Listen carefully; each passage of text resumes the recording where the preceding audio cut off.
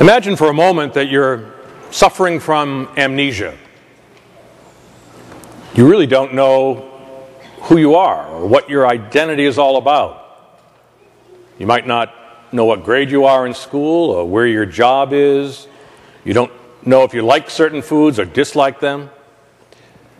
Identity is a complex thing. It's composed of layers built up over the years, some through genes, some through environment. And in the end, the most important part of our identity would be the choices that we make. Because we believe that we do have free will and that our identity is not predetermined, if you will. We can't choose whether we're going to be short or tall or black or white or Irish or Italian. But we can choose to be good or bad, charitable or selfish, caring or callous. Today's gospel from Mark invites us to reflect on two things. One is the identity of Jesus, and secondly, the identity of those who follow him. All of Mark's gospel is constructed in such a way that he wants us to ask and answer the question, who is this Jesus? And the question doesn't get finally answered until the very last scenes of Mark's gospel, when you're at the foot of the cross.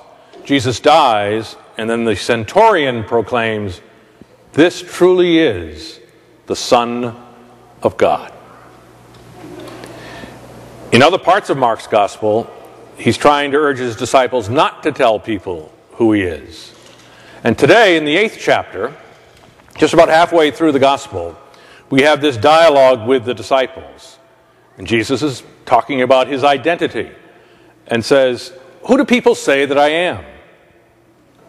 And the disciples say, "Well, some people think you're John the Baptist, come back from the dead. Or others think you're Elijah, preparing for the coming of the Messiah.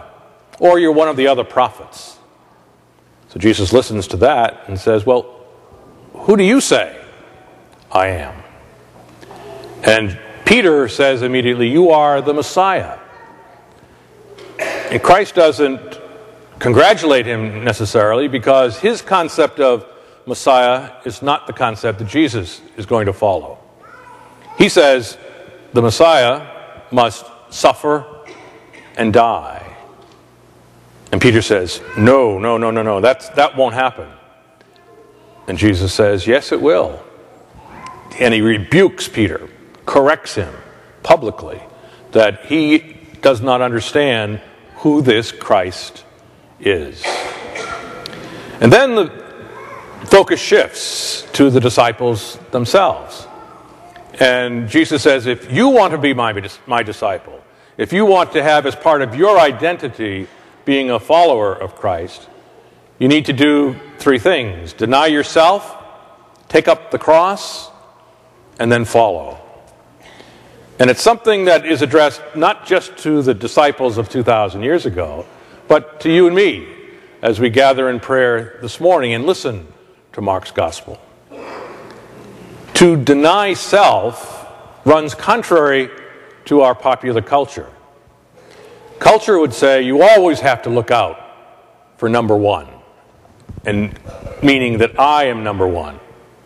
But the Gospels would say that's not the identity of the disciple. The disciple must look for the other first, and then my needs second.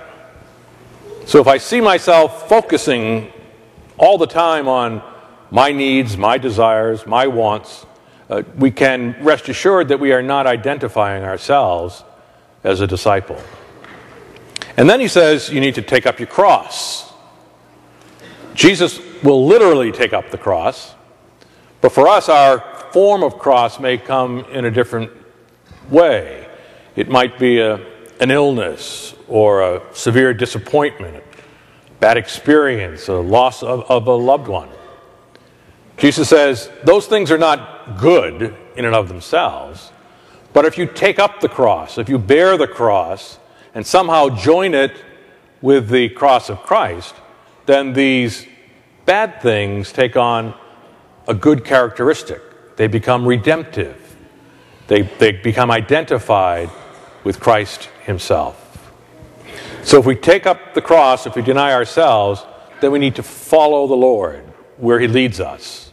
Maybe in ways and directions that we're not aware of today, but to be open to what the Spirit is asking of us as we try to identify ourselves today as a disciple of the Lord.